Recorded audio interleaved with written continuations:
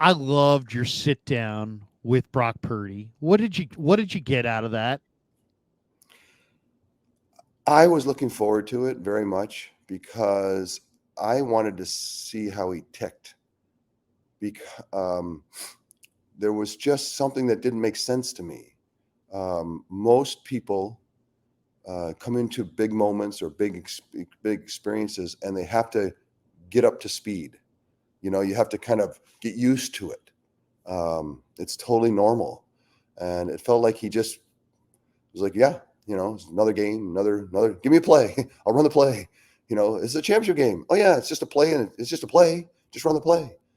And I just found it fascinating how he has built a firm, I don't know, a moat or built a protection that his faith has given him, so that he is very clearly in God's hands, and is like, if you want me to play quarterback for the 49ers, great. And if we, like he said, when they were down 24-7, he said the other day, he's in the locker room at halftime. He's like, well, God, if you want me to come back, I'll come back. If you want me to, if that doesn't happen, then that's not in the cards. And so there's a freedom that he feels. And here he goes to the Super Bowl, and everyone else is like, well, I'd be freaking out. I got to play Patrick Mahomes, all the expectations, everybody in the Bay Area. You know how many people live in the Bay Area? You know how many people are freaking out about a chance to go to the Super Bowl? I mean, do you have any idea? Like, yeah, what I just got to go. Give me a play. I'll run it. And I think that's why Kyle loves him, because he's not overwrought. He's like Indiana Jones. He gets a play. He wants to get through, kind of decipher everything, figure out where to send, get the ball out, and the ball comes out and very efficiently. There's been very few more efficient quarterbacks in the history than he was this year. So you asked me about the interview. I really was inspired. I left it like I'm inspired by Brock Purdy, and I asked him about being Mr. Irrelevant and how that kind of hangs on him. And do you feel like you have to kind of constantly speak about it, or kind of defend that you're not, or prove that people are wrong, or is it a chip on your shoulder? And a lot of people dealt with, they have chips on their shoulder. That's what drives them. Tom Brady famously was chip on my shoulder. I'm sixth round. I'm going to prove to you. He used that, as a tool to win 7 Super Bowls. And Brock just doesn't think of it that way. He's like, I don't have a chip on my shoulder. You can't define me. And it's a completely unique way that he's found, and it's fundamental. It's you talk about his faith is grounded, it's rooted, and it's not changing. And I left inspired. Yeah, his faith, it's interesting. He's like, I'm more than a football player. Or it's like, not that I'm more than a football player, but like football is great and I love it. I'm going to put everything I have into it, but it won't define me as Yeah, a man. even if I'm a Super Bowl champion quarterback, that's not going to define me. Yeah, it's That's powerful. not whether whether I'm a Super Bowl losing quarterback. That's not going to define me. And it's really hard to have the discipline of mind you can say that, but to actually that is true to you, I find it highly powerful.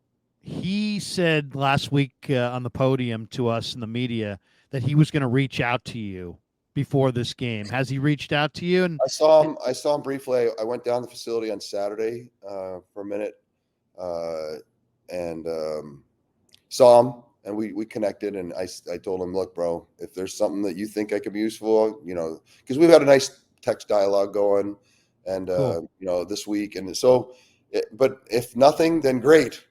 If something, great. All I want to do is pay it forward anyway for what I've been through. So we'll see if I get a text on Saturday night, and I'll tell him, you know, drag your mattress down to Brent Jones's room so you can hear him snore. Everything's going to be fine. What? Okay, if by chance he did call you, you played in this game, and you played in this game at a point in your career when you had been through so many tough games, so many tough championship games, and I know you've probably felt like you were the much better team. But how did you feel the night before Super Bowl? Was it 29, I believe? And what would you, if you were giving him advice about, I don't know, dealing with the game, or dealing with maybe the timing involved in either at halftime or pregame or getting too amped up. I mean, what would be your advice to a guy like this who's Yeah, a second year player, Steve? playoff football is, man, it goes by quick. And look, they've had two really big scares. I mean, Really? Yeah. last week was like a crazy scare. You're down 24-7 at home in the number one seed. It's just a flash. If Dan Campbell maybe kicks a couple of field goals, it might be over, And so, what would I tell him is to remind him of that experience. But now that he's experienced it, I don't know if you can, once you've had the visceral experience, there's like, I can't screw around here. But I would say that the playoff football, more than anything, is about finding that fine line of not being overwrought and you can't waste a play, but you also can't overdo a play. It's like this fine line where you don't want to check out the other team. You don't want to spend a quarter, kind of a couple of series, feeling each other out. No, you're like, game on, first play, everything matters. I only have 65, 70 plays to go, and I got to make every one of them count. Every series is kind of, vital. And again, there's a fine line between being overwrought about it and like freaking out, and then also not being focused enough, because playoff football to me, you don't want to be in a spot where you're down like that. That's how you get beat. That's what I told the guys. It's like, we got to flip the script here. We cannot continue to be in playoff games and be on the ropes. And then all we need is, if Jordan Love was a veteran, you figure like he could have closed that down. If Jared Goff was a vet, like if he could have, if coach would have kicked a couple of field goals, he could have shut it down. Like, you don't want to be in that spot. Now we got Patrick Mahomes. We need to flip the script back to where we were. I say we, I don't know why I do that, Larry, but I mean, I guess it's just I love it. The fans love it. It shows your investment. Where we were in the middle of the season when we exploded on people, it was like a revelation. The 49ers, it felt like we had a lead when we came out of the locker room. Out comes Debo, out comes George, out comes Brandon, out comes Trent, out comes Nick. It's like, it's just a parade of people. And it's like, by the time warmups are done, the other team's like, and you're up 10-0 before you even kicked it off. That's who we were during the season, where everyone talked about, you and I had talked about it. Everyone was talking about who's going to beat these guys. Who? And we got to get back there for this one game and flip that script back to midseason, because the truth is, since Christmas Day, that script has not, we've flipped the script a different way, and it's a little unnerving. And I would, if I were them, I would be a little unnerved and making sure that we kind of got back on track.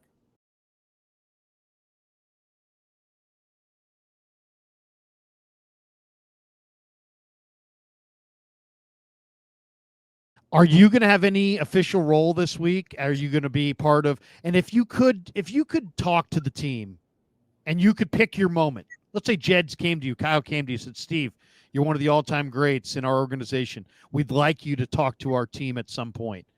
Where would you like to talk to the team? Before the game, not on game day, on the practice field? And what would you say to these guys? You guys seized your moment. Obviously, it's about seizing their moment, but what would be your message? I want to talk to them way away from, like, before they left town, like on Saturday, and just tell them that, Super Bowls are not won. They're taken from bloody hands. Like, you don't go out there and just win the game. Like, it's going to be something that you have to rip from people, and you have to have that mentality that's the kind of environment that I'm living in. And we can't just wait for something to happen. And then if you're going to have to take it from people, then when do you do that? Do you do that just on game day? No.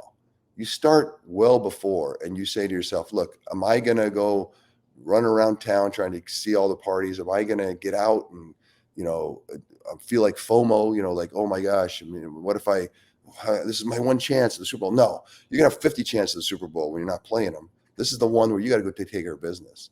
And so it's just focusing people's minds to the job at hand. And don't let your first time in a Super Bowl. No, I don't care about any of that. Just prepare to go rip a game out of the bloody hands of somebody else. And that's the mentality that you have to have. And you can't, and that will keep you from wasting time, wasting a quarter, getting at halftime in a state where like, what have we just done? Like, you just got to be in that mindset and you need that mindset on Tuesday and Wednesday. And again, it's an art not to be overwrought and over prepared, but just, you want to be on that razor's edge, ready to go, just play the best football you've ever played. And I would tell him a story of Mike Shanahan telling me that, before the game, you're going to throw 8 touchdowns. And I'm like, Mike, come on, man. He goes, I'm not joking. It's happening. And I thought, then we came in at halftime, and I would tell him, he came in at halftime and he said, you got 4, there's 4 more, dead serious. And then you come out of the game with 6 in the fourth, early in the fourth quarter, and you go talk to him and he's like, get back in there. There's 2 more. It's that kind of, that's, Mike Shanahan got me ready to play in that mentality of like, there's no amount of points or anything there's no governor. There's no, like, we are all out, ready, and just like so prepared. We've never been better ready to play amazing football. And that's what I would tell him.